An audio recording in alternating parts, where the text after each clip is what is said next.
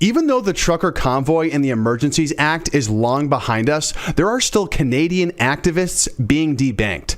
Morgan May is a young woman who has been a political activist since lockdowns in 2020. And since then, she has been thrown in jail and solitary confinement multiple times for completely unjustified, in my opinion, trumped up political charges. And the worst part is she's a super kind and compassionate Nova Scotian, as sweet as they come. Tonight, we'll talk about her debanking, the corruption in Nova Scotia, and concrete solutions for freedom fighters moving forward in this country. The conversation starts now. I promise you, I will not let you down. The trucks parked outside illegally should move. Canada's Conservatives will meet our Paris climate commitment. Enough with the woke. Sorry, Mr. Speaker, I take that back. To champion our conservative principles. We are the party of law and order. To call in the auditors. We haven't yet decided whether we're going to call for the government to impose a mandatory test or vaccination. And we will win the next election.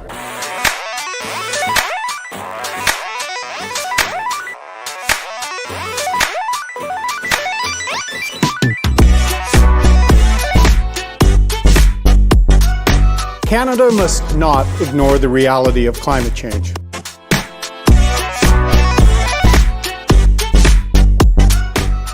Why weren't Canadians vaccinated in January and February like everyone else?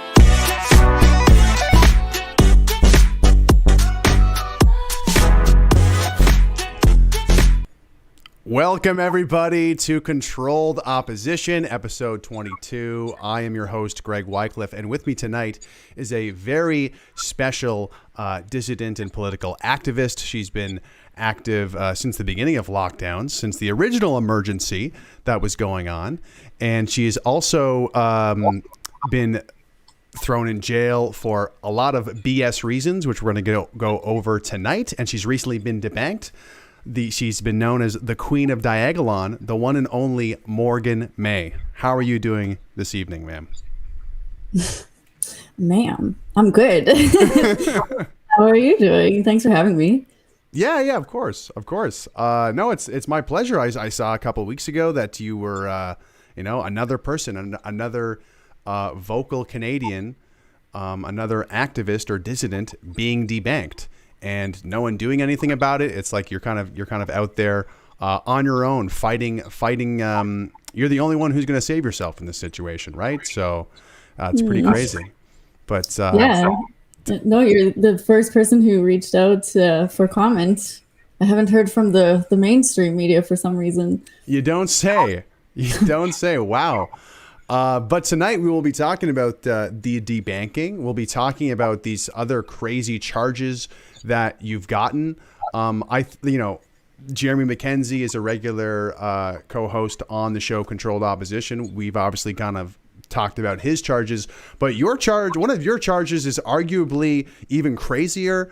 This phantom gas theft that happened, where apparently you stole gas, but there's absolutely no evidence of it, and you got thrown in jail for it. This is totally insane. Like no one talks about this story.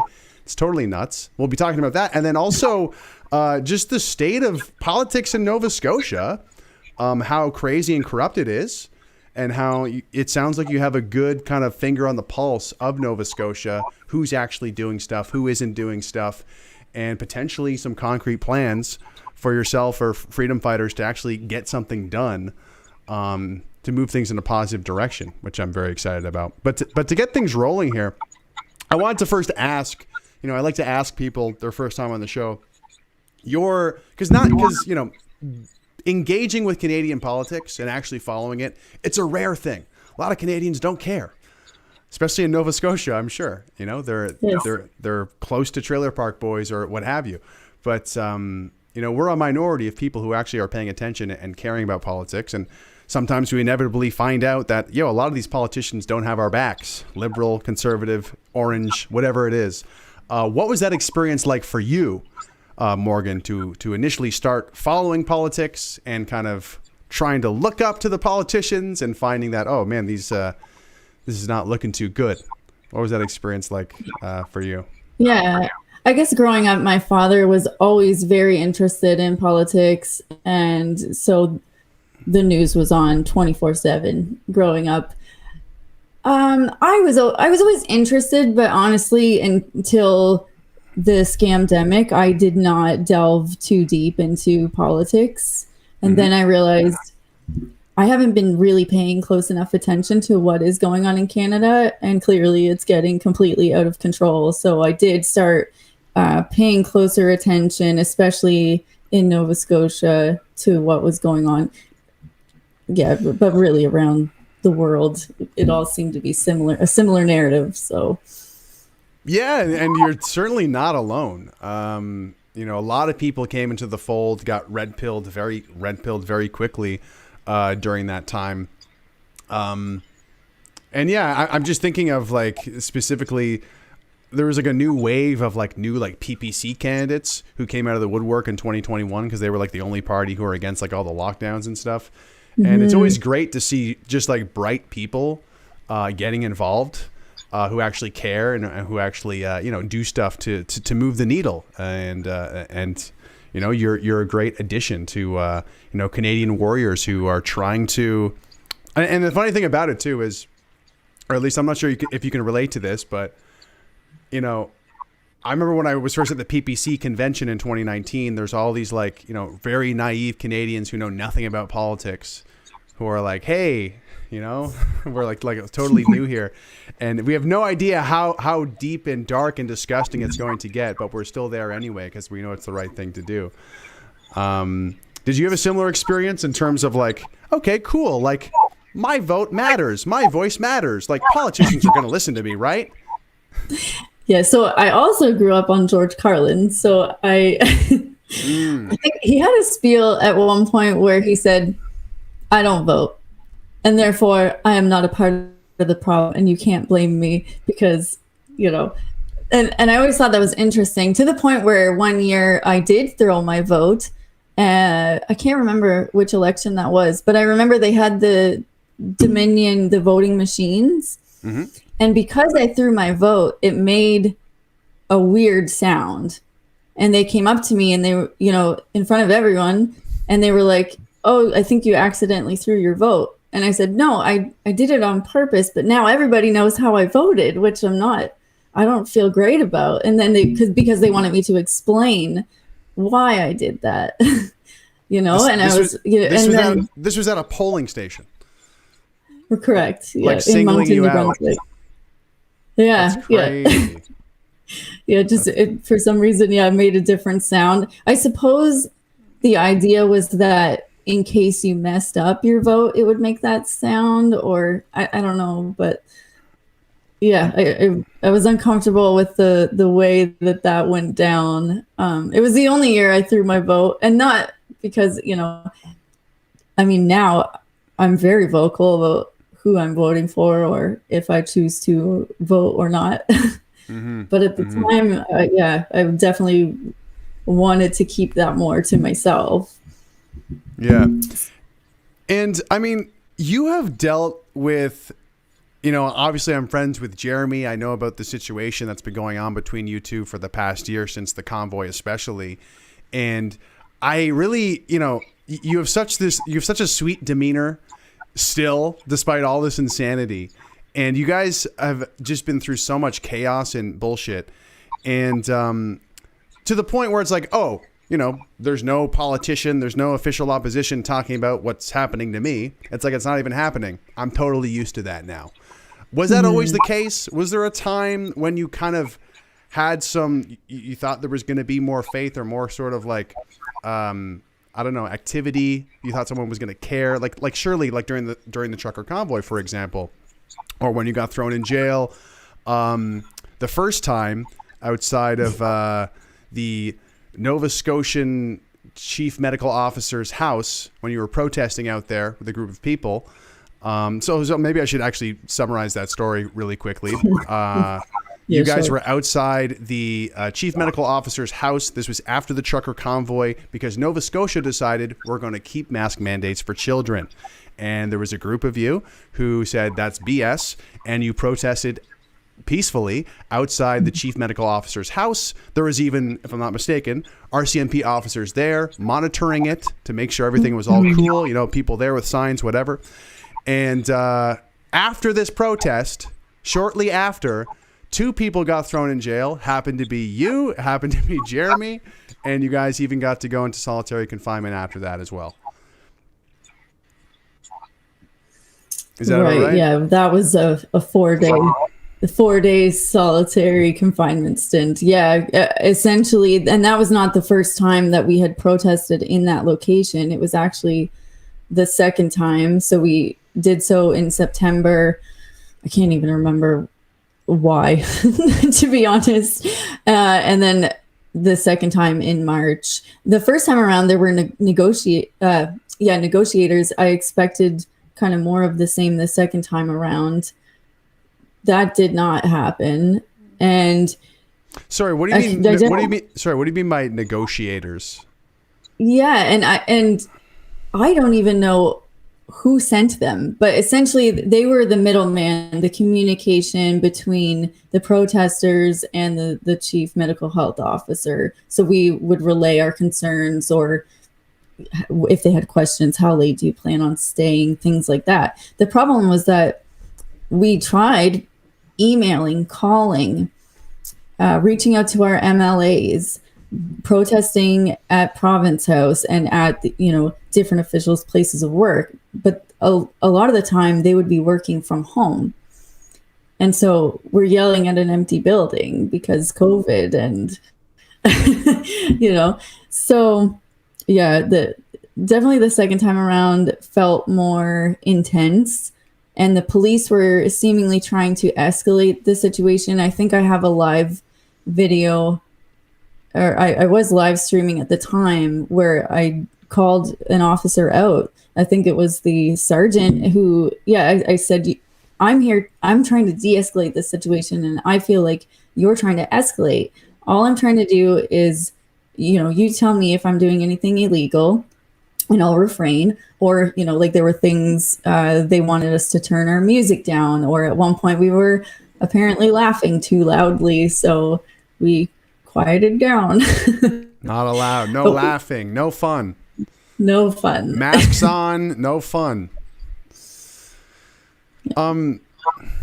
So Nova Scotia, I've only really heard things from yourself or Jeremy about Nova Scotia. I've only visited Nova Scotia like one time when I was very young, and the further I tumble down the Canadian politics rabbit hole, there's always kind of more new, fun, and exciting, disgusting and shameful and dishonorable things that are happening.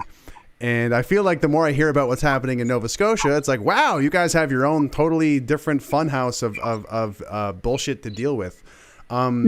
Based on your experience, like, do you have a means of comparison to comparing it to the rest of the country? Is there something especially messed up about Nova Scotia as a whole, and also its politics, in your experience? What is someone said, like, it's something about the ocean, because I would compare us to British Columbia, actually, our politics and level of corruption. Things like our healthcare workers are still not permitted to, unvaccinated healthcare workers cannot go back to work. I believe it's the same in British Columbia. I believe all other provinces have let that go. And we are in the middle of a healthcare crisis here. It's a disaster. I frequent the hospital and check the temperature. I went in the other day and asked what the morale was like, and they were just like, it's crazy. It's completely out of control, to the point where we're calling firefighters to go into emergency rooms to deal with people who are having heart attacks. Wow. Firefighters. Yeah. Hey, you got a hat on, get in here. That's crazy. Yeah. Like, we need help. We'll take it from anybody. And what's the political game like there? It doesn't sound like there's any shortage of crises going on. Because, in Ontario, at least we had people like maybe Randy Hillier or Rick Nichols. Like, we had a few like dissidents or outspoken politicians who at least tried to speak up for the people. during the pandemic. Was there anything like that happening in Nova Scotia? I don't believe. I was noticing more the people who you mentioned. I'm going to refrain from saying names of any elected officials, so I do not break my bail conditions. Yeah, for those who don't know, she has these strict speech conditions now, which were part of her bail conditions to get out of jail. Because you're just so, I don't know, you're just so charming and persuasive. You might bring the whole system down if you name these people or something like that. Not sure how it works. No, I guess I'm really intimidating or something. I don't know. But yeah, so one elected official that you had previously mentioned, I saw him speak in Parliament and they shut his microphone off and wouldn't allow him to continue. And I started researching what he was talking about, and he was dead on. And at that point I knew things are really bad. They're trying to conceal how bad it is. Clearly, you could hear members of Parliament in the background asking, like, did they just shut off his microphone? And there was confusion. And and then I really started digging into the politics after that. But in Nova Scotia, I know there was one member of the Conservative Party who she stepped out of line. She didn't follow the CPC narrative. And so she was ousted. Later, she ran as an independent, and she did get back in and has been, I don't agree 100% with her politics, but she stands for the people and she listens to the constituents, and that's why I think she did get in. No, and so you said she was an independent.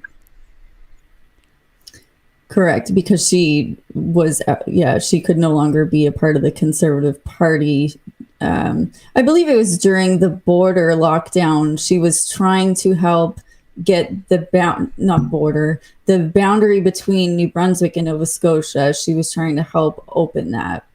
Oh, that's right. You the Maritimes had some very specific border rules. That was very unique, actually, during the pandemic. During the pandemic, every kind of province had their own thing. Quebec had these weird curfews going on. We had these weird mandates where you couldn't leave your house unless it was like for something very specific.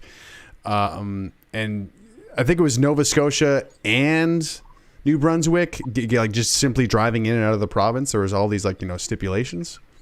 Right. And even for people who were moving, it was very difficult. I remember listening to a story about a farmer who was trying to move his livestock. And at one point we had COVID hotels, and you had to pay yourself to stay there for 2 weeks.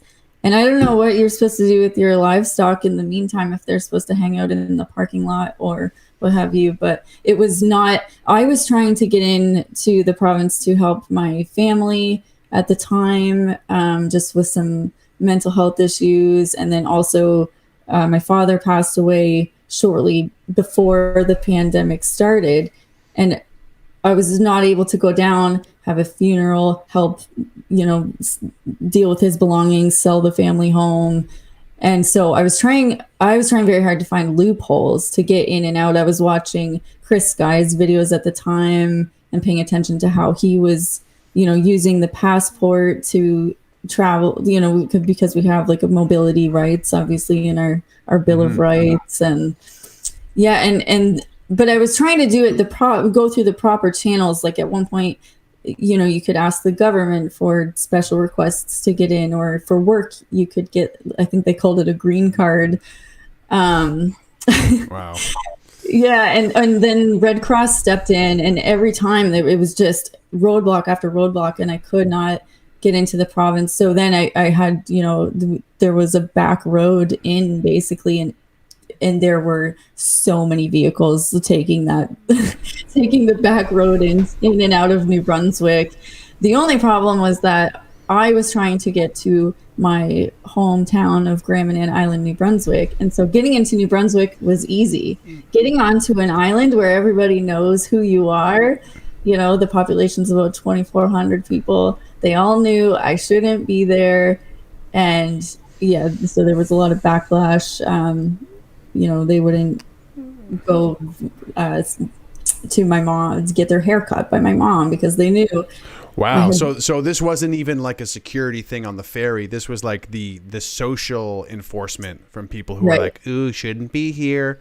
Exactly. Yeah. And there's no concealing your vehicle or who you are. Like everybody knows everybody. And even just seeing my vehicle parked in, they knew right away.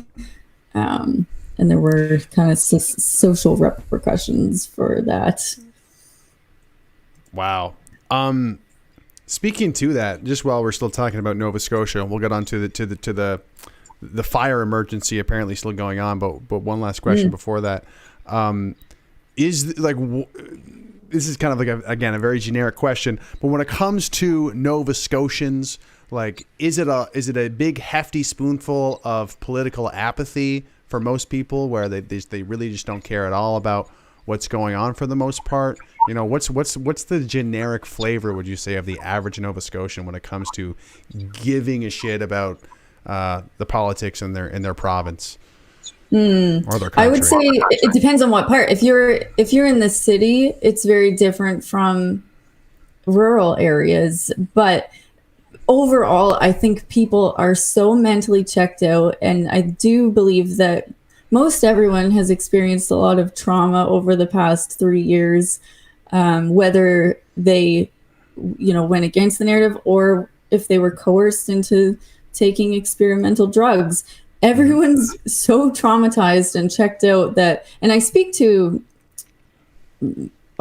people all day long in the city, and they really just don't seem to have a clue what is going on. They go to work, they come home, watch Netflix, maybe clean the house, deal with the kids, go to bed, do it all over again, and they're really not seeing what's out.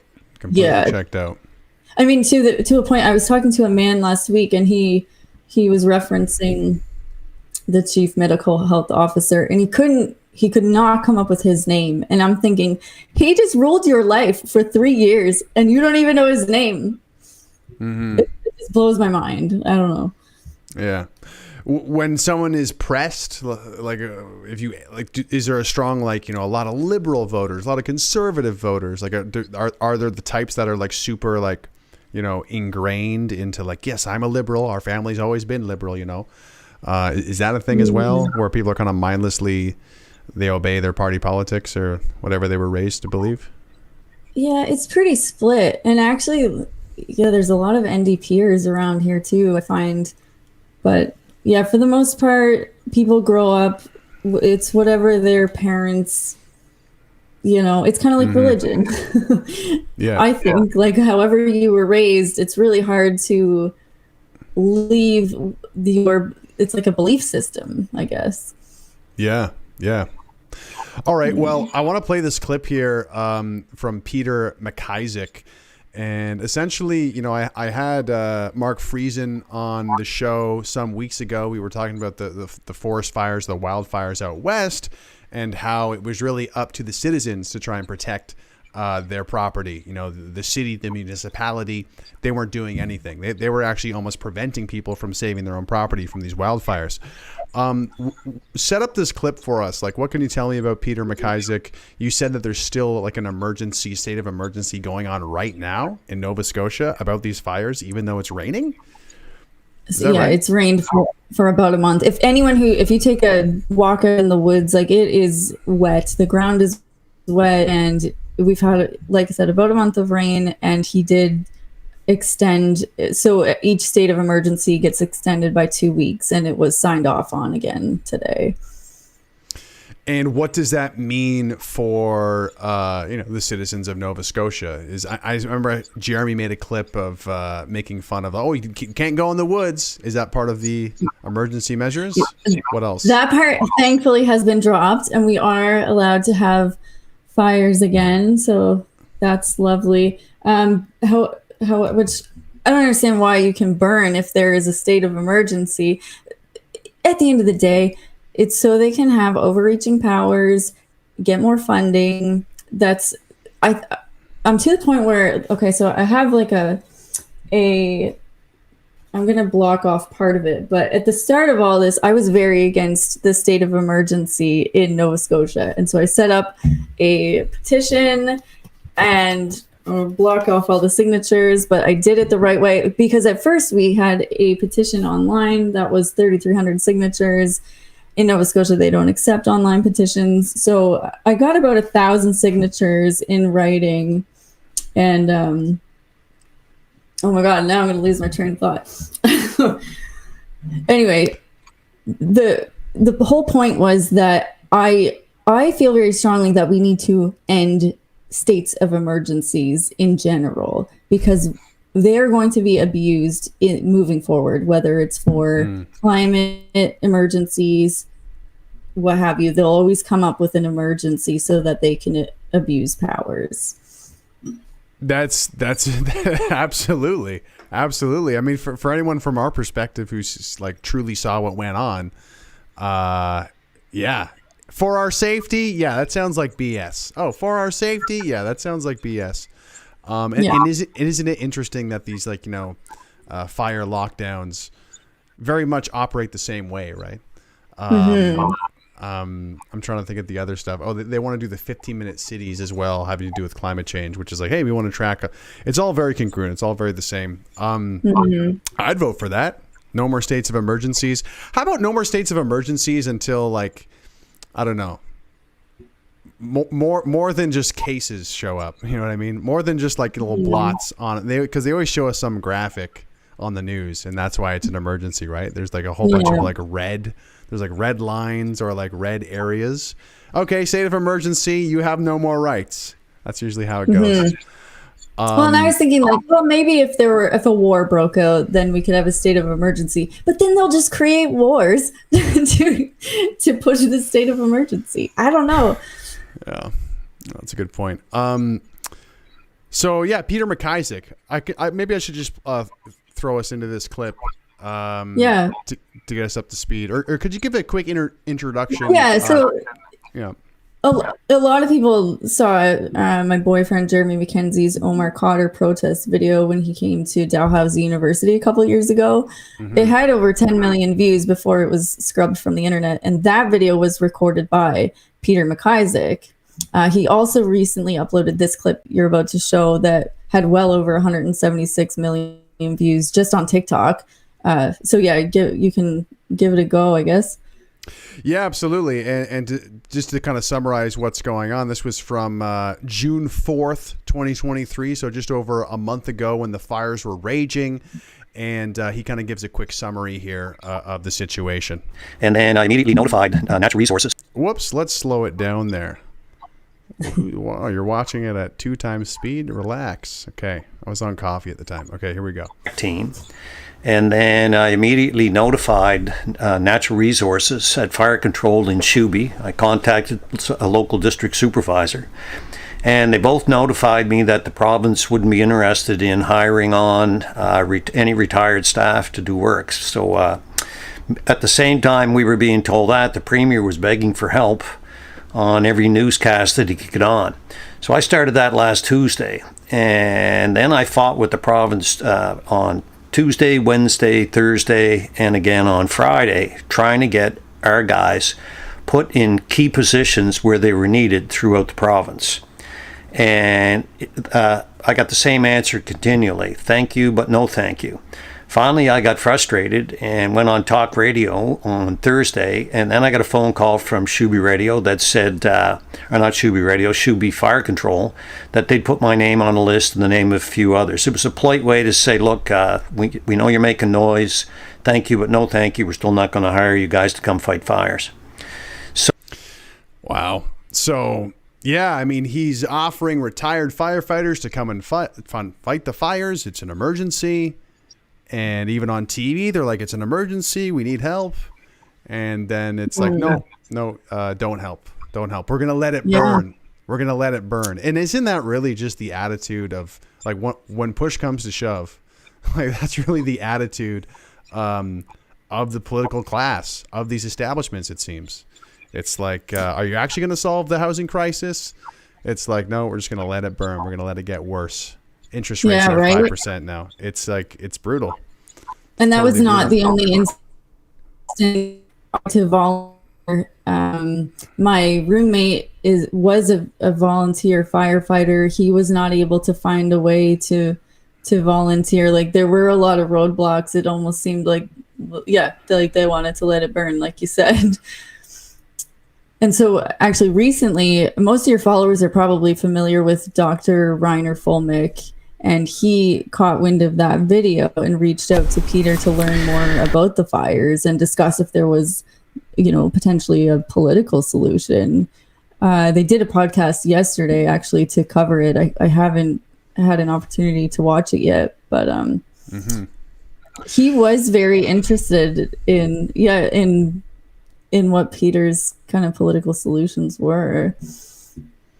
And we're going to talk about that more when we talk about solutions, right? When it comes to, you guys want to run some independence essentially in Nova Scotia to kind of try to get your people in there, or at least kind of disrupt the, the landscape. But before we get into that, let's talk about the debanking. You get this letter. I believe it was a letter to begin with, also from Scotiabank, saying that, hey, what was their reason? Or I guess you had to call them to get the reason. Tell me the story of your experience of getting this letter. Did you get the letter and it's just like, oh, another more bullshit? And it was registered mail, so I was like, "Fool, here we go again." Since Jeremy was debanked in January, I believe. I opened it. It said all of your accounts are being closed down. I had some joint accounts that are also being shut down August 3rd. So I initially thought it was a scam. Just the way it was written, there was no signature at the bottom of the letter. Looked a little sketchy. I was certainly not going to call the phone number that was on the letter without going into my branch to confirm. I went to a different Scotiabank branch, and they told me that the letter was legitimate without, I didn't have to stick my debit in. They knew right away. They knew who I was. And so they advised me to call the number, and I still didn't trust it. I went down to my home branch. They did get me to stick my debit into the machine to confirm who I was. And then they said, we have similar notes on our files, so we do feel the letter is legitimate and you should call this number. Now, before, I think I left 10 minutes later, that number called me. And I did record that call and posted it online. I just try to document as much as possible because people don't believe it, and I don't blame them. It sounds crazy. I posted my credit score of 823 because I wanted people to know, I've been banking. Scotiabank was the only banking option on Greyman Island. So I've been banking with them since I was 11 for 22 years. Yeah, and you shouldn't have to say your credit score to ignore these trolls online who are like, no one should have to share their credit score to prove themselves. You know what I mean? Like the onus is on these financial institutions that are, could it be related to her political beliefs? Are we really going to play dumb here? Like, let's get real. And I'm just looking at this tweet now. I did not hear about this. So tell me about this. This is a tweet from you, July 5th. Time to make it trend again. Hashtag boycott Scotiabank. Rumble already removed my recorded call video.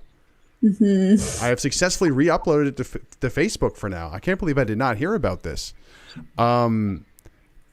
That's not the first video that Rumble has removed of mine. Anything that involves Paul Westhaver, who I call the Foy Pop King of Nova Scotia, is immediately removed. That's wild. For those unaware, Rumble is owned by Canadians, if I'm not mistaken. So I don't know if there's a friend who works for Rumble, so I should touch base with him and see what he thinks about all that. But serious. No, well, come on. I mean, it's hey, it's just me being debanked. Hey, don't mind me. Don't mind me. Just being debanked. Thanks for standing up for free speech, Rumble. What the hell? And I did see part of this phone call, and sounded like some Indian guy, but Yeah, I he don't just know. said that he was not going to give me a reason, which from my understanding, so I was on Canada, Bow Valley Credit Union in Alberta is excellent, but you have to live in Alberta to bank through them, unfortunately. And I don't think that they are enforcing the experimental drugs, unlike apparently the branch that I went to in Nova Scotia, who also denied me. And they kind of said the same. Like they said it was something to do with my pending charges. And so I went to a bank today and I spoke to them, and she was mortified, and she said criminals have bank accounts. You don't even have a criminal record. So I don't understand. So from what I understand, though, in Canada, they do have to provide me a reason in writing. So I will be pushing for that from Cole Harbour Credit Union, as well as my Scotiabank main branch. Yeah, and I want to emphasize, because there's all these trolls online. There's all these haters everywhere. Who cares what their political backgrounds are anyway? To me, it all just melts together. All of the hate and all the people, undermining your experience and gaslighting you. Really, this is like almost like a full-time job to have to document what is happening to you. Like if you actually want to properly defend yourself and like someday have justice to what's going on, you're doing all the right things. And I just want to emphasize, like, it's not like it's like this takes time and effort and a lot of your, blood, sweat, and tears. Like, okay, now I have to document this phone call. Okay, now I have to get all this paperwork done. I'm not someone who really likes paperwork, but it really seems like you'd be becoming a pro at this, because you've also been helping, if I'm not mistaken, your boyfriend Jeremy with some of his BS. And is there a future of law for you? Are you gonna pass the bar in Canada eventually? Are you gonna go to law school or what? Sounds like you're getting quite the education, the crash course, right? Crash course right now. Sorry. Yeah, I spent 11 years in front of a computer being a door frame and hardware technician and commercial project manager, and I am not interested in that lifestyle of sitting in front of a computer all day every day. I don't know if I am very interested in the law. I don't think you're going to see me become a lawyer though.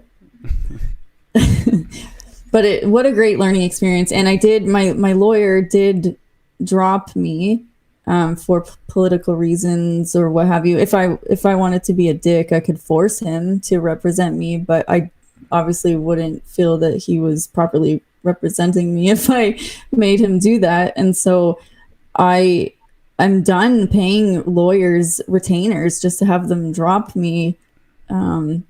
So I am representing myself on 3 different cases. Mm-hmm. I want to emphasize again, you still, despite all this total insanity that most people wouldn't even believe that you're going through, what is Morgan May's sort of opinion on Canada? Do you still have a sense of like Canadian identity or Canadian pride at this point? Has it just been kind of dampened? Are you hoping it's going to be like reinvigorated, or is this country dead to you now? Like, I'm very curious kind of what your perspective on that. Yeah. Or is this nation just a diagonal line now? It's all about Diagolon. We're just going to build our own country, and maybe there needs to be a Diagolon bank. I don't know. But Bank of Diagolon, BOD. Okay. Yeah. I invest in BOD. BOD can have a business for sure. I'm actually not that black-pilled. I think that, like we said earlier, everyone's mostly apathetic. But I think there are way too many good people in this country. We saw that during the convoy, and especially on our way there, when you saw every overpass was filled with people. These are people who have been hiding out. They didn't dare say anything, but they'll come out and support, what kind of protest have we ever seen where people were just throwing money around, like, and just I sat in a truck in Ottawa and was overwhelmed by the amount of people that were coming up and donating money, gift cards, food, poetry, artwork. It was so moving that I know that when shit hits the fan, I think that the people will rise up, but we do need to get better organized. Very, very well said. And I totally share that sentiment. During the convoy, I felt like I saw and tasted and experienced like what it means to be Canadian for the first time. And it really is, part of the cliche, part of the stereotype is true, that we are these like incredible people with these generosity and these big hearts and helping one another out in the dead of winter. So yeah, I really appreciate you saying that. I agree. When the going get tough, the real Canadians are going to show up, and it's, we're going to save the nation, but the ones who are awake now need to get our shit together. Did we want to revisit before we get on to kind of the future for yourself and what you're planning in Nova Scotian politics? Did you want to touch on the phantom gas theft that you had to go through? Because I do want to touch on this quickly because, when it comes to pointing at something, like, for example, like members of my family are totally not into the world of politics. They think I'm crazy. And sometimes when I'm catching up with them, I want to quickly explain just how insane what's going on in this country is, like, point to something. And more and more, I'm thinking the gas theft story is kind of one of the most insane things that you can point to and be like, this very sweet young woman, activist, whatever, she got thrown in jail for gas theft and they have produced no evidence. So just imagine you get, was it a letter that initially came for the gas theft? How did that all unfold again? I forget. Yeah, I believe the RCMP started calling me around May. And then they said there had been an incident in Lower Sackville, Nova Scotia, and they needed me to come in and surrender myself to be arrested. And I was like, so hold on. They were calling you, not even RCMP was calling you about a gas theft? Hold on. And they didn't even say it was about a gas theft. They just said, hey, we really need to, can you come? We really got to talk to you about something really important. Right. And so at this point, I had a long history of them doing very out of character and odd things, like taking photos through my window, which I've posted a video of on YouTube. And I was like, I don't believe you. I would like to know, what case number are you referring to? And what exactly do you think that I did? And then it started shifting and they were like, no, actually, it was a gas theft. And it was in Enfield at the Irving in Nova Scotia. And that was a separate phone call when the story kind of changed, right? Right. And I did, at one point I switched. I stopped recording calls and I started putting everything in writing because it was getting weird. And I let them know that I did not trust them and that I had called criminal court. I called dispatch and I was trying to get more information, and they only had my 4 charges that you had referenced before in regards to my peaceful protest at the chief medical health officer's home. And they didn't have any information about an alleged gas theft. So I was thinking, if they do have evidence, then certainly there is a file number. Yeah. Silly you, right? Silly you thinking. So I wrote them back and I said, I don't believe you, but if you can provide me with some more information, I have no problem surrendering myself. And I followed up on that a couple times, which is funny. That hasn't showed up in my disclosure documents. They just kind of made it look like I fled and forgot that, or tried to sweep it all under the rug, I guess. Mm-hmm. So then, yeah. Sorry, did they produce anything? Because you said, hey, I'll surrender myself if you give me evidence. Did they produce anything? No. And so I was in a fender bender. An SUV hit me in a parking lot. It was very minor, but I was having trouble producing my insurance documents. And So I was on the phone with my insurance provider. They were sending me a temporary insurance card, and they were impatient, so they called the police. Next thing you know, I'm in handcuffs, and I assumed it was to do with those emails, and I was right. And so that was on a Friday, and so I did have to sit in solitary confinement over the weekend until I could go to court Monday morning. Now, since what I've discovered is that my friend Paul Westhaver did a Freedom of Information request to see, is this typical? If you were to maybe forget to pay for gas, will you also be thrown in jail? And out of 7,000 Nova Scotians who have forgotten to pay for gas or stolen gas, I was the only one who has had what is it called?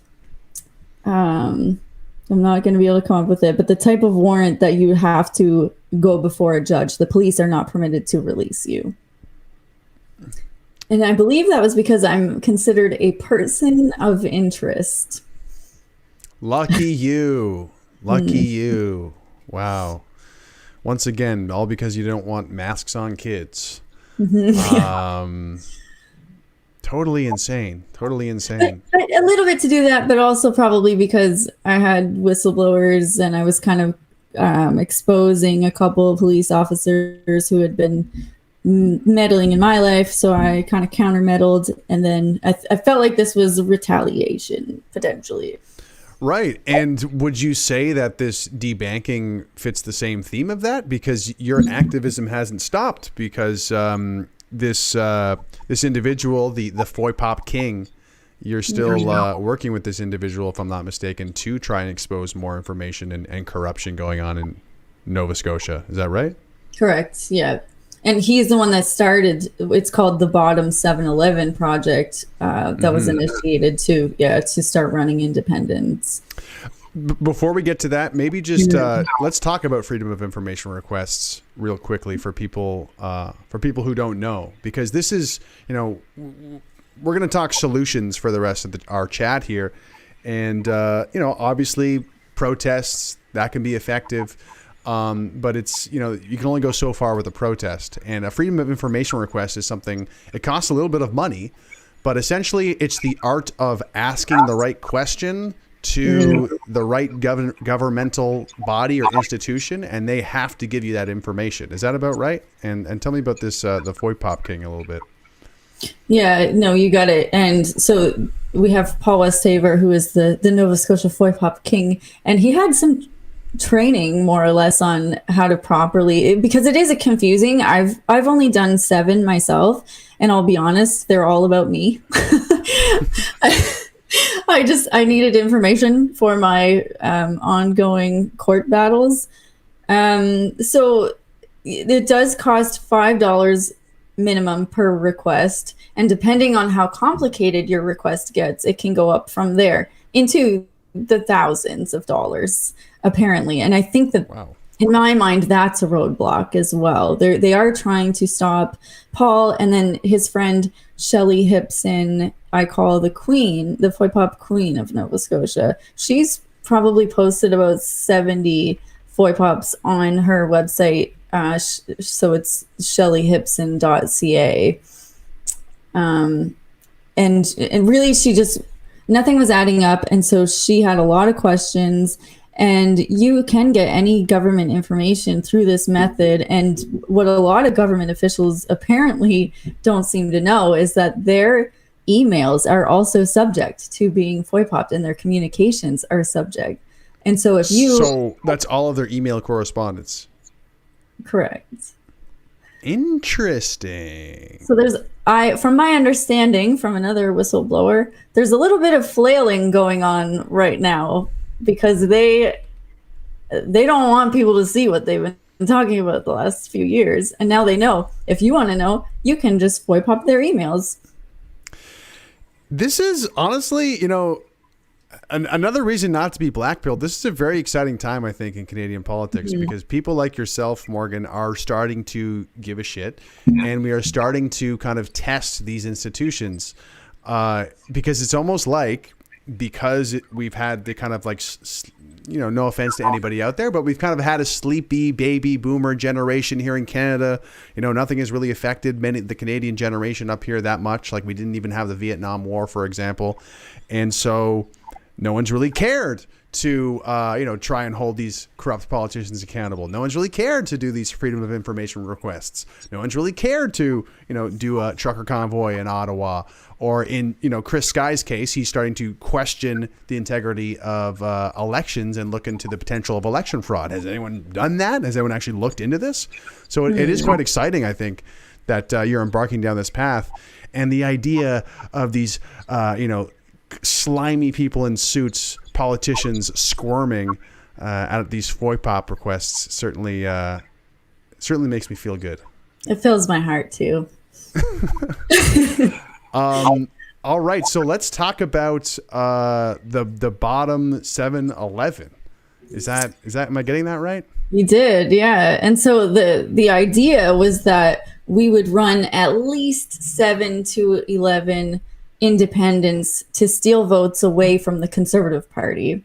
And this is in the Nova Scotian provincial elections, is that right? Right. Yeah, which I believe is not until 2025, July of 2025, I believe. So it's kind of taken legs, though, and there is so much interest that we think we might try to run independents in all 55 electoral districts in Nova Scotia. How did this come about? How did this, how new is this idea? And like, was there any sort of group that helped bring it together, or was it just a few individuals? I think that this was one of Paul Westhewer's brain farts. He saw other. This is not a new concept, obviously, and it has been tried in the U.S. And Nunavut has like a consensus government as well, where they only have independents, and the idea is that way those who are elected are not beholden to a party, and they have to be held to account by their constituents, and so at the end of the day, they're really working for the people and not for the party, because as you know, as soon as you deviate from the party's platform or narrative, you're subject to getting the boot. So yeah, I just think this is that he's really onto something with this idea, and a lot of people seem to be excited about it. Like I was saying, Dr. Reiner Fulmick thinks that they should do that all throughout Europe, and so I think that we're going to work on this idea kind of globally. Shouldn't it be called the DILF? The DILF party? I agree. I have a pin back there. What is it? The Diagolon Imperial Liberation Front. That's right. For those who don't know, it's going to be the Diagolon political party when it comes out. I think DAGs would make great independents if they would like to run as independents. I know a lot of great DAGs if you would like to reach out. For sure. And we can talk about party politics, because I know that we wanted to talk about that. And I mean, let's open up the floor here, because I think that obviously these old archaic parties are rotten to the core. Like, I think that's pretty safe to say. I don't care if it's a federal conservative, I don't care if it's a provincial conservative, they all act the same. John Tory apparently is a conservative, a progressive conservative, and when lockdowns came, they all acted in lockstep, exactly the same. However, when it comes to running a bunch of independents versus, like, even the independents that you want to run in Nova Scotia, it's still sort of under a group. So I guess the point I'm making is, although the archaic, disgusting parties that are kind of ruining our country right now, although they suck and they're rotten to the core, I still think there is a lot of value in collectivizing people under the same banner. Let's just do it with like good people, and better intentions, and with a clean slate, and just have like a better system of not not having any weasels or slimy people get involved, I guess. Yeah, and so far they are being, in Nova Scotia anyway, vetted by Peter and Paul, just to make sure that that they're not in it for their own. They make a lot of money in Nova Scotia. The MLAs make $90,000 a year. That's typical MLA salary. Federally, they make double that and have a pension of over $100,000 for the rest of their lives, which I think is outrageous. So, Paul's idea here is, because one of two things could happen. It would be great if all the independents were elected and then we have a voice, but there is a chance that we accelerate. And Paul's a bit of an accelerationist in that he's okay with the Liberals getting in one more time if that's what it takes. What is he says, like, we're sacrificing the Queen. Good chess players don't give the Queen away easily, but when it's time to let her go, you got to let her go to win the game. And so we might let this election be a sacrifice, and it's about eventually being able to participate in policy making. And is it similar to what's happening on a federal level in terms of like the mainstream political conversation, if you want to call it that? It's like, oh, the Liberals are ruining the country. It's all because of the Liberals and Trudeau, and we just need Morgan. We just need the Conservatives in there, and then that's going to solve all the problems. Is that the same thing going on in Nova Scotia, more or less? Oh yeah, we saw that they're all one and the same during the last 3 years, and so to me, one or the other. And even I don't know, just no matter what, like I've spoken to the PPC party. They still control their candidates of record and control what they say. And so I just think this way is so much more authentic, and you'll understand what the independents are all about. I certainly agree with that, and I think that something I slightly disagree though. I think that if you're a PPC candidate, in my experience anyway, you can really more or less talk about whatever you want to talk about. I think within reason, as long as it like aligns. But I don't know. Maybe I'm wrong. Maybe the party's changed since then. But that's not what I'm seeing in Nova Scotia anyway. But yeah, unfortunately. Okay. I do think that something the PPC could get better at, though, is really warming up and really being on the ground with homegrown candidates in the riding who can really like know everyone, like know the people in the riding, know the area, know specific, know how to talk to these people in the local riding and how to give them what they want, right? Because that's just like old school. That's just like fundamentals, right? Of being a politician who's like in the area, who's actually going to serve the people because they know what's up, they know what's going on, they know what the problems are. Yeah, I obviously love their platform. They're the only, and for years I said they're the only political party that I could more vote for.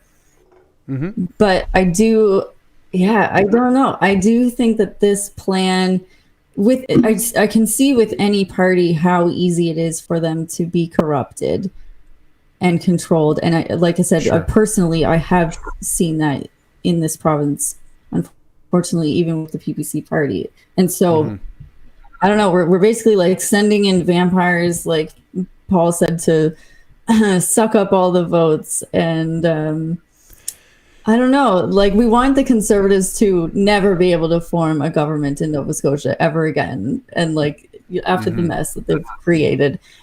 And we'll run independents until the Conservatives have to beg to get back to the table. And essentially they would have to follow in the independents' footsteps. I love that. And I think it's very true. I think that the biggest problem in this country are the people. That's why I started the show, the people pretending to fight for us. And in this case, it's usually the Conservatives across the board. But we're going to wrap it up here. Where can people, is there a place people can find out more about this 7-Eleven if they're in Nova Scotia, if they want to find out more? Yeah, so on Twitter, they have their website listed on there as well. And I think it's just, I'll go through here, at the bottom 7-Eleven, the numbers 7-Eleven. All right. So it's the Twitter account is the main hub for this right now. And that between that and the website that I believe is listed on there. All right, the bottom 7-Eleven. Very cool. And I'm gonna say it's a very new concept, I believe, within the last couple weeks, but we are very excited about it. I like it. So get in at the ground floor. Oh, and there's also a website, thebottom711.com. Yeah. So go on and check this out. Hey, I think anyone who is making an effort to, organize and galvanize people to try and, make stuff happen is a great thing. Thank you so much for being on the show, Morgan. I have your link tree down in the description for everything Morgan May. If you want to go to any of her social medias, you can check that out. Is there anything else you wanted to share with the folks before getting going? Yeah, I just wanted to, just remind everyone that, we're playing the long game, and that's what it's going to take. And it's going to take a lot of hard work and patience. Something that I've always found to be challenging and rewarding. So why not challenge yourself? Let's get organized and continue to empower people. And, those on the right, who I think are right. Yeah, no, you're absolutely right. The long game is absolutely it, because it is going to be a hard fought battle, I think. And I think that, it's going to be work. It's going to be a lot of work. Thank you so much again for being on the show, Morgan. Again, link tree is in the link in the description down below if you want to check out anything Morgan May. And as we always say on the show, it is okay to demand higher standards. Thanks so much for watching, guys. Bye-bye. Thank you. Bye.